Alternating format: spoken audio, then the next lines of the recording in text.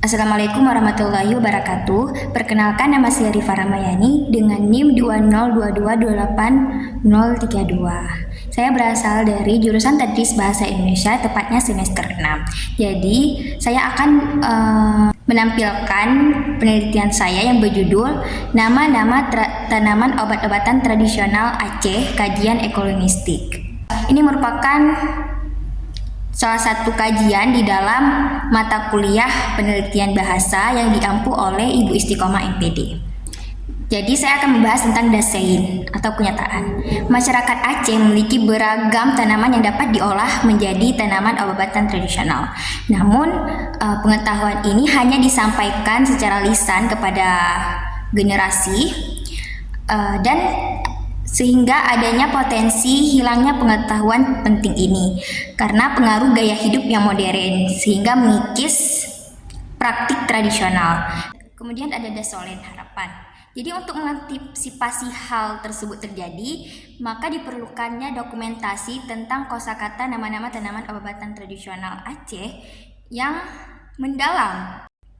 Karena catatan linguistik tentang tanaman obat-obatan tradisional Aceh ini dapat kita gunakan sebagai bentuk untuk melestarikan kebudayaan.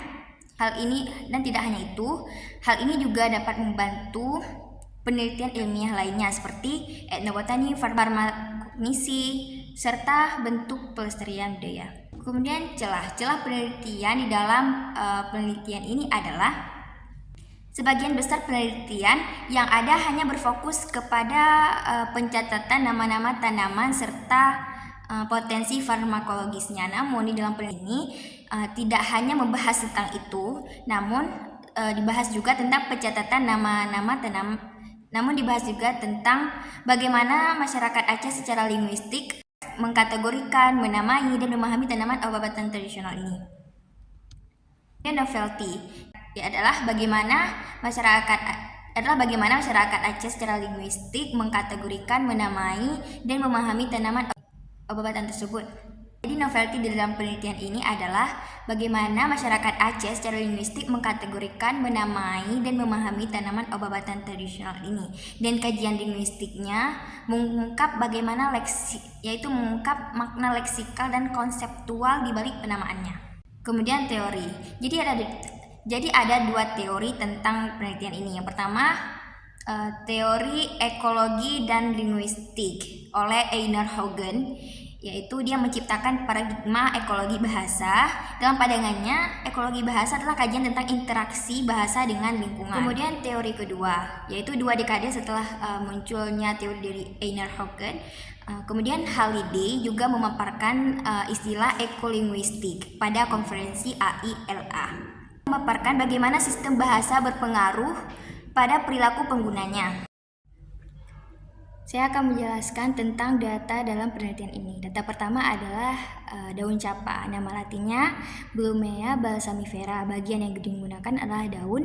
Penyakit yang dapat diobati adalah luka dan diare. Penamaan daun capa ini adalah masyarakat Aceh memberikan penamaan sesuai dengan bagian yang digunakan, seperti daun misalnya, serta manfaat, ciri fisik, atau habitatnya.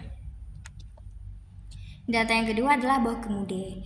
Nama latinnya Molinda citrifolia. Bagian yang digunakan adalah buah. Penyakit yang diobati adalah diabetes. Masyarakat Aceh memberikan penamaan tanaman obat berdasarkan bagian yang digunakannya, contohnya seperti buah, serta manfaat, ciri fisik, dan habitatnya. Kemudian data yang ketiga adalah daun ranum. Nama latinnya Piper beetle. Bagian yang digunakan adalah daun. Penyakit yang dapat diobati adalah luka, sakit gigi. Penamaan tanaman daun ranum ini adalah masyarakat Aceh memberikan penamaan sesuai dengan bagian yang digunakan, misalnya daun, serta manfaat, bagian ciri fisiknya seperti apa, atau habitatnya. Sekian presentasi dari saya. Terima kasih sudah menyimak.